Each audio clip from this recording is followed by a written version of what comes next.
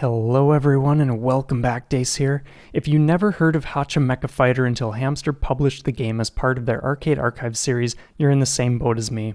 It makes sense too, since this is a relatively obscure title, and its arrival to PlayStation 4 and Nintendo Switch on June 3rd, 2021 marked the game's first release on home consoles. When I first saw it on the eShop, I was immediately drawn to the art style and added it to my wishlist. There was something magical about the screenshots. They seemed to be bursting with vibrant colors, and it was like an invitation to pure bliss. However, I didn't get around to purchasing it until December 31st of the same year, and when I finally played it, I was blown away that I had waited so long. I wanted to learn more about this peculiar title and went to YouTube to find a short review. To my astonishment, there wasn't a single review to be found. This inspired me to create my own review of Hacha Mecha Fighter for Nintendo Switch. The game is truly impressive and it definitely deserves the attention. With all of that out of the way, let's get into this.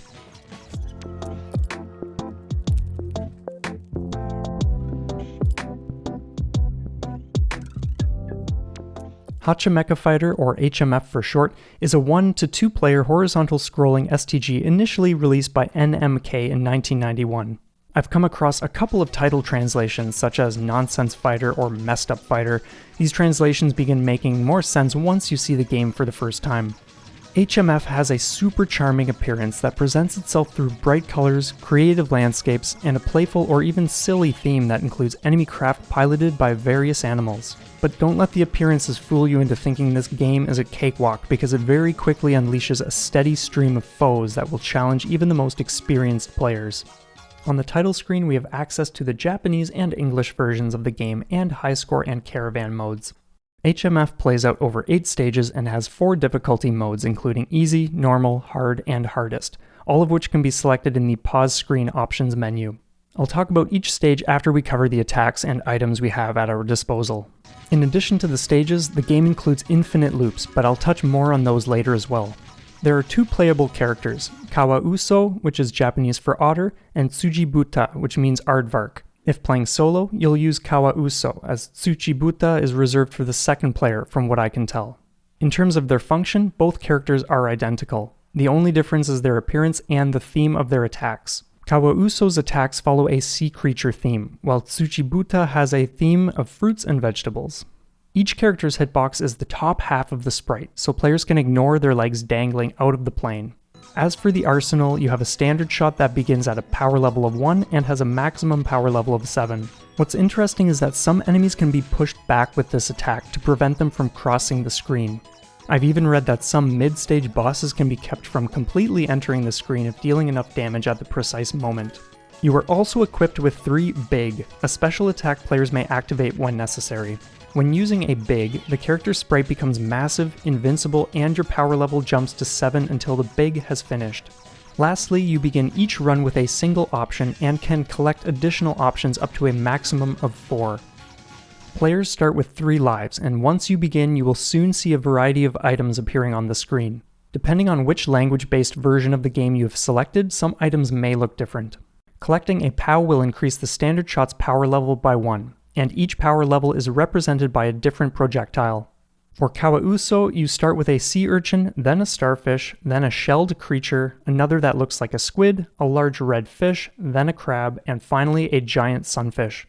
And Tsujibuta begins with some small spiked plant, then a tomato, then a red lemon-shaped fruit, a small radish, something resembling an orange, then a squash, and finally a massive daikon radish.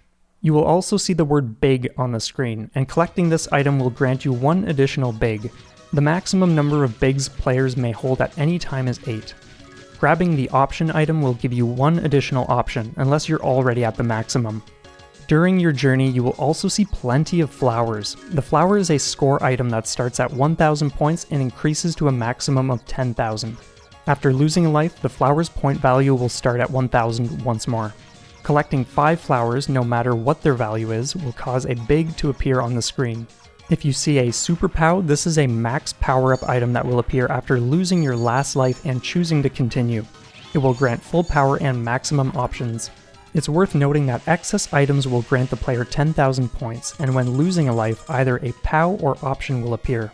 You may also notice some enemies dropping fruit. These items are worth 1,000 points each. The player will receive 10,000 bonus points for each fruit collected during the stage end scoring screen. However, this stage end bonus caps at 99 fruit. Furthermore, if players choose to avoid all fruit in any given stage, a bonus of 1 million points is earned at the end of the level. There are no item-based extends to obtain. The only extra lives to secure are based on scoring.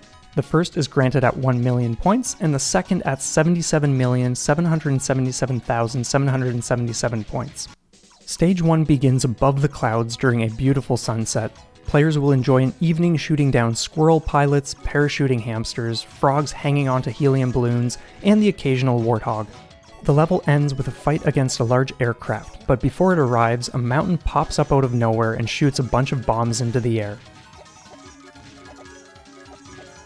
The setting for Stage 2 is a beautiful ocean scene with storybook-style waves. There are islands in the background with tiny huts, and at one point you can see an island being rained on. We face a handful of enemies in this stage, including jumping killer whales or something resembling dolphins. From time to time, large whales surface to blow water out of their spouts. The stage end boss is a submarine with a large yellow cannon and a couple of animals on deck. Stage 3 takes place over rolling hills that remind me of watermelons. Mountains are seen in the background and trees with spiraled trunks populate the environment. There are also smaller trees with apples on them, and collecting these will grant 1,000 points per fruit. In this level, we're up against mice piloting small aircraft, a tank that shoots some type of fiery worm creature, lemurs, and other pesky enemies. The stage end boss is a train with monkeys and cannons that appear to be launching watermelons, so maybe that's actually the theme here. Stage 4 puts us over a desert during a dark, starry night. We go up against many of the same enemies and face some new foes as well. You may even see an animal sitting on a horse backwards as it races across the sand. The stage ends with a battle against a large tank operated by an armadillo that jumps out and bounces around. Stage 5 is another ocean level, except the waves are pointy, indicating turbulent waters amidst a nearby storm. The sky is black and dark clouds hang above the scene with large lightning bolts periodically striking down, causing the atmosphere to flash. We face off against some rather large helicopters before eventually reaching another submarine boss fight. Stage 6 consists of rolling hills and distant mountains, but with a different color scheme this time. There are multiple monkeys riding train engines, mice pilots, and other enemies. We finish this level after taking down another armadillo and tank boss. In Stage 7 we explore a snow-covered area at night with evergreen trees growing here and there. The silhouette of a forest can be seen in the background with a bending strip of northern lights high above. We face many of the same enemies in these later stages, but a few new ones are also introduced. There is an aircraft that will split into two smaller planes after being destroyed. If you then destroy the smaller versions, they will once again split into tiny versions of the same enemy. And the stage end boss is the same boss from Stage 1. We begin the final stage by moving past Russian-style buildings at night before coming to an amusement park with brilliant neon lights decorating the rides and trees. The final boss is a Ferris wheel with a large face. Rabbits with rocket launchers are riding in the seats and fire shots straight to the left side of the screen. If you use a big at the right moment, you can position yourself behind the boss and finish the fight by letting it time out. In this situation, you only need to avoid the tiny faces the boss launches. When the fight is over, the rabbits are sent flying and land in a pile before exploding. The boss drops from the metal structure and bounces before falling flat on his face. Then the wheel itself rolls away.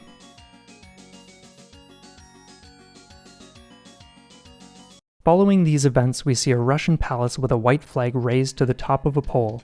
Credits roll, and then the second loop begins.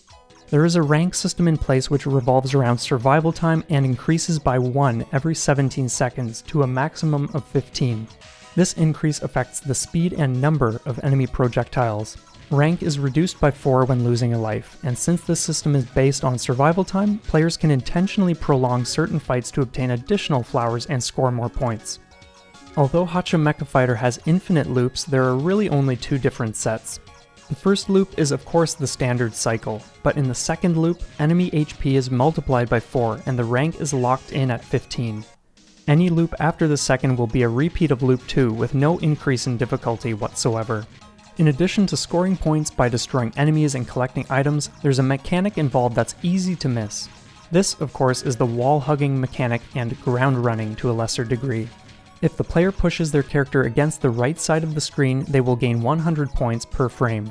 In stages including solid ground, the player may also position their character against the bottom of the screen to score an additional 10 points per frame. Furthermore, combining these two effects by touching both surfaces in the bottom right corner will net the player 110 points per frame. Unless you're committed to playing for score, you can easily skip surface hugging altogether. The game also grants the player another bonus at the end of each loop. After beating the final boss, the player receives 1 million points plus the total value of the score counter's last 6 digits. For example, if your final score is 34,300,000, you would receive a loop end bonus of 1,300,000. On the other hand, if your total reached 34,987,444, you would receive 1,987,444 instead. If going for the highest score, players will want to plan carefully so that the first 3 digits relevant to the bonus score are as high as possible instead of sitting at all zeros. There's a lot to the scoring in this game, but we're not done yet. If a stage includes water, players receive points even from losing a life if their options fall into the water. The exact amount is 300 points per frame. If taking a hit above the ground and the player's options hit land, 300 points are earned per frame as the options scurry to the left of the screen before vanishing. The further you are to the right side of the screen, the more run frames your options will have, resulting in a higher score. This form of scoring won't be so relevant to the casual player, but it becomes a significant consideration for those wanting to score high in the regular runs or caravan mode. And for those interested, a counter stop can be achieved if reaching 99,999,999 points. I really enjoy the way scoring works in HMF. There's a lot to it, and yet it's not complicated. It's a blast seeing where you can risk things like wall hugging or how you can position yourself over the water or land when you feel like you might soon be taking a hit due to the sheer chaos. HMF has a fantastic soundtrack that perfectly fits the game's mood for each stage and encourages players to remain lighthearted during the onslaught. The sound effects are also perfectly matched, which keeps things feeling bright, cheerful, and fun during the chaos. There's something enchanting about the combination of songs and sounds. When playing, I feel like I'm standing in front of an original arcade machine blasting enemies out of the sky while the game's brilliant color palette blissfully assaults my eyes. In conclusion, I'm impressed with everything Hacha Mecha Fighter offers. We're given fantastic visuals, creativity, and a fun theme, all of which feels like you've been thrown into the middle of some kid's birthday party back in the 90s with colorful balloons everywhere you look. We get a solid dose of action at a crushing pace, tons of items, and an enjoyable scoring system. Everything is stellar here. It's a perfect fit for casual and experienced players alike.